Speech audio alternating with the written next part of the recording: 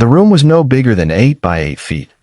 4 solid walls, a dust-covered floor, a heavy iron door with thick bars in front, and on the back wall, almost 12 feet high, a small ventilation window, 15 inches long and 8 inches wide. Thick iron bars were fixed in that too. Even if there were no bars in that window, it wouldn't have made any difference to me. A small kitten might have managed to slip through, but I wasn't a kitten. I was a human being. 5 feet 7 inches tall with a strong, healthy body. For a well-built man like me, even imagining escaping through that vent was the biggest foolishness in the world. The only benefit of that window was that, facing east, it allowed some sunlight and fresh air to enter during the day. For a few moments, I could see a small part of the sky. In front of the iron bar door was a narrow corridor, which kept the room dimly lit and gloomy even during daytime. There was no electricity here. In the evening, a faint light from a lantern or a kerosene lamp could be seen in the corridor, but my room stayed drowned in complete darkness. For the past 3 days, no one had arranged any light in my room. Perhaps they didn't think it was necessary. Yes, I had been locked in this stone-walled room for 3 days, and the hearts of my captors were harder than these stones. In these 3 days, they hadn't taken me out even once. During this time, I had inspected every single inch of this room. I had measured it corner to corner, and the dust on the floor had been completely wiped away by my feet. One wall was blackened with smoke. Where the 2 walls met, 3 stones were placed on the floor, forming a makeshift stove. Inside it lay years-old burnt coal and ash, covered with a thick layer of dust. From this, I guess that no fire had been lit here for months, if not years.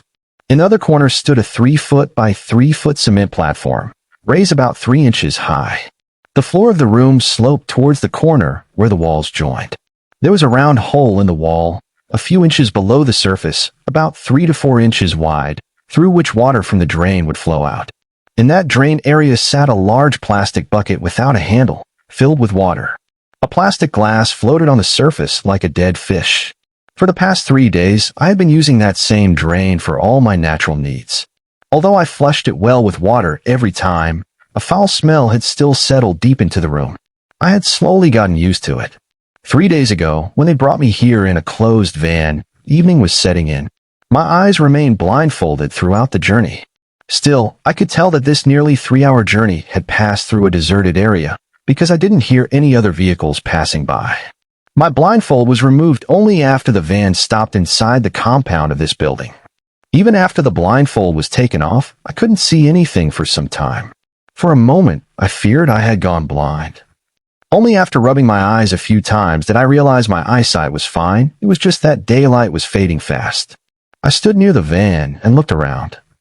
It was an old-style building made of large stones, reminding me of the ancient forts of Rajput kings and Maharajas, the kind you often see in Indian movies. I've watched a lot of Indian movies. We Pakistanis are strange people. We have open enmity with India. We've fought several wars. India has already cut one of our wings and is dreaming of capturing Kashmir by force. It has committed aggression on our borders many times and, through its agents, has spilled the blood of innocents in our cities. The conspiracies of Indian rulers against Pakistan's security keep spinning like a wheel. Whenever the situation gets too serious, our people come out on the streets and protest. In anger, they start destroying their own cities, attacking trains, burning buses and cars, pelting stones at shops. Our politicians give fiery speeches against Indian rulers. We express hatred and anger in every possible way, yet we still watch Indian movies. While shouting slogans against Indian aggression on the streets, at home on TV, the heartwarming films of Madhuri and Hema are playing. I'm not even talking about big hotels. Even in cheap roadside hotels, Indian movies are either playing on VCR or Indian channels are being watched. Anyway, I was getting off track. I was telling you that I've seen many such movies in cheap hotels, and buildings like this often appear in them. But this particular building seemed abandoned for a long time and was in a state of ruin. From its appearance, I could tell it had many rooms, but some parts had turned into ruins due to the passage of time. The parts that were still intact were now being used by dacoits and criminals. The complete silence around me told me this building was miles away from any population, deep in the wilderness where no ordinary man ever passed. The man standing to my right pushed me and said, "What are you staring at, bird? Will you move forward or spend your whole life standing here?" I turned and looked at him. He was taller than 6 feet. He wore a loose, dirty blue shalwar, a soiled white shirt, and a maroon shawl with blue flowers wrapped tightly around his waist, with both ends thrown over his shoulders. His brown shoes were very old. He hadn't shaved for 3 or 4 days. He had big bushy mustaches and redness in his eyes, as if he hadn't slept for days or was under the influence of something. His long unkempt hair fell to his neck, and on his head was a special red cap decorated with small mirrors. From his clothes and style, it wasn't difficult to guess which region of Pakistan he belonged to. His companion looked almost the same. These were the same 2 men who had brought me in the van. One was holding a revolver, the other a Kalashnikov. In the broken veranda of the building stood another man with a similar appearance, also holding a Kalashnikov. They pushed me into the veranda. One of them gave me another push and addressed the man standing there. "Take care of him, Atcher. This boy is very dangerous. Don't let your carelessness ruin all our hard work." The man named Atcher replied, "What are you saying, Mira? Even a hawk in Atcher's hands flutters like a sparrow. What is this boy? I'll handle him so well he won't even know where he is. And if he tries to act smart, I'll beat him so badly he'll remember my name till his dying breath." And then he immediately started proving his words, something I wasn't prepared for. Even if I had been prepared, what could I have done? I was their prisoner. They were standing there with rifles and revolvers. Atcher beat me mercilessly to make it clear that as long as I was here, I should behave. I shouldn't even dare to look up in front of them, let alone raise my hands. His beating caused blood to flow from my lips, which I kept wiping with the sleeve of my shirt. They pushed me through a broken arch into a narrow, dark corridor. While passing one room, I glanced inside through the open door. A kerosene lantern was burning there. 2 beds were laid out on the floor, along with some other things. The next 2 rooms had broken walls, but the room after that was intact. Its door was made of thick iron bars. The latch was nearly 2 inches thick and embedded in the wall. There was a niche in the wall where a large lock was fixed on the latch. Mira kept the barrel of his Kalashnikov pressed against my back. Atcher took out a keyring from his shirt pocket. There were only 2 keys on it, one normal-sized and the other relatively bigger. He opened the lock with the bigger key, pulled the heavy latch, and the sound of the iron latch echoed loudly in the silence. Atcher opened the door and kicked me so hard in the hips that an involuntary cry escaped my mouth and I stumbled forward, falling face first. If I hadn't quickly put my hands forward, my face would have smashed into the floor and I would have definitely lost a tooth or 2. Atcher had beaten me for no reason and planted deep hatred in my heart. I knew I would definitely get a chance to settle the score with him. When you have hatred and resentment in your heart for someone, fighting them becomes enjoyable. Beating someone without reason is tasteless. The door slammed shut with a loud bang. Then came the sound of the heavy latch moving and the lock clicking. Along with it, Atcher's voice reached my ears. "Go to sleep comfortably now, boy. We'll have a little chat in the morning." He said sleep comfortably, as if I was his VIP guest who had been escorted to a luxurious bedroom with a soft velvet bed waiting for me. In reality, my bed was the dusty, filthy floor. The room was pitch dark. I sat up and tried to gather my senses for a few moments. Then I stretched my hands and started feeling around. The bricks on the floor were broken and uneven in many places, covered with a thick layer of dust. I moved like a blind man towards the wall. I first thought of getting up and inspecting the entire room, but then dropped the idea. It was completely dark, so dark that you couldn't see your own hand. Walking in such darkness could lead to an accident. I leaned against the wall, stretched my legs forward, and touched my lips. The bleeding had stopped, but the pain remained. I wasn't in a condition to think properly. That bastard Atcher had beaten me with extreme cruelty.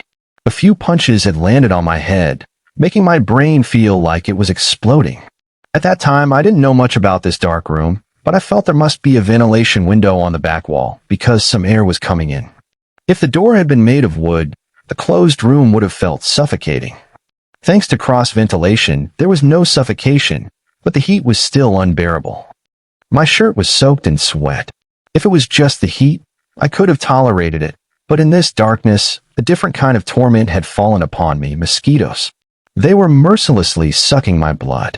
While trying to kill them, I slapped my own neck, arms, and face so much that they swelled up. Even the shirt stuck to my body couldn't stop those wretched creatures. After about an hour, I heard the van's engine start in the compound, and the sound slowly faded away. The men who brought me had either both left or one of them had stayed behind.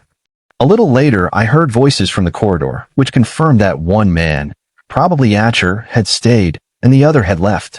But whether one or two, it didn't make much difference to me right now. They probably went to their room. No sound could be heard anymore. There was complete silence, the kind that pierces the depths of the soul. But I was wrong. The buzzing of mosquitoes continued to echo in my ears, and I kept slapping myself trying to save my blood. Time seemed to have stopped. Every moment felt like a century. I kept praying for the night to pass quickly, but nature doesn't listen to anyone's wishes. The wheel of time keeps turning at its own pace. A wise man once said that sleep comes even on the gallows. I was neither on the gallows nor had a noose around my neck. Eventually, sleep overpowered me, and I lay down on the dusty floor near the wall. My eyes closed on their own. The moment sunlight fell on my eyes, I woke up with a start. I thought someone had flashed a torch on my face, but it was sunlight coming straight from the ventilation window on the back wall. I sat up, stretched deeply, and looked around the room. I've already described the room to you. There was no water bucket at that time. It came later. I sat there for 2 minutes, then went near the door. I grabbed the bars with both hands and tried to shake them. It was extremely strong. I felt this room had been used as a prison since the time the building was constructed. I pressed my face against the bars and tried to look into the corridor, but couldn't see very far. I hadn't eaten anything since yesterday afternoon, and these bastards had only given me a beating at night. Obviously, beating doesn't fill the stomach. I was feeling cramps in my belly. I started shouting loudly, "Atcher! Mira!" I had learned these two names from their conversation the previous night. After a minute, the man named Atcher came to the door and said, "What's the matter, Bert? Why are you making so much noise?" I said, "Give me something to eat, man. My stomach is on fire." "Do you people keep your guest hungry like this?" Atcher looked at me with eyes that could kill and said, "Look at this Nawab Sahib sleeping till 10 o'clock and then complaining. Sit there quietly. I'll bring something for you to eat." Atcher went back. I remained standing near the bars. After about 10 minutes, both of them returned. This time Atcher had a rifle on his shoulder, while Mira was carrying a bucket full of water. Atcher handed the rifle to Mira, who signaled me to move back with it. I stood against the wall near the ventilation window. Atcher opened the door, took the rifle back, and signaled Mira. Mira brought the water bucket inside while keeping his eyes on me. Atcher also kept me in the rifle's aim, thinking I might try something. But I stood calmly against the wall. Mira placed the bucket in the drain area, removed its handle, and went back out. Perhaps he thought I might use the handle as a weapon. But they completely forgot about the 3 stones lying in the corner that formed the stove. Atcher quickly closed the door, locked it, and both of them left. I walked towards the drain with a smile on my face. I wiped the dried blood from my lips, splashed some water on my face, and drank a full glass. I pulled out my shirt to wipe my face, but changed my mind. The shirt had already become very dirty from sleeping on the dusty floor. This time they took about 20 minutes to return. Mira was carrying a basket made of wheat straw containing a thick roti cooked on a tawa and some tea in a very dirty plastic mug. I stood leaning against the wall. Atcher stood at the door, keeping me in the rifle's aim. I looked at both of them carefully. In such a situation, trying anything foolish would be suicide. But I had already decided, if I got any chance, I wouldn't waste it. Mira came forward while looking at me. He stopped in the middle of the room. Coming deep inside the room was his biggest mistake.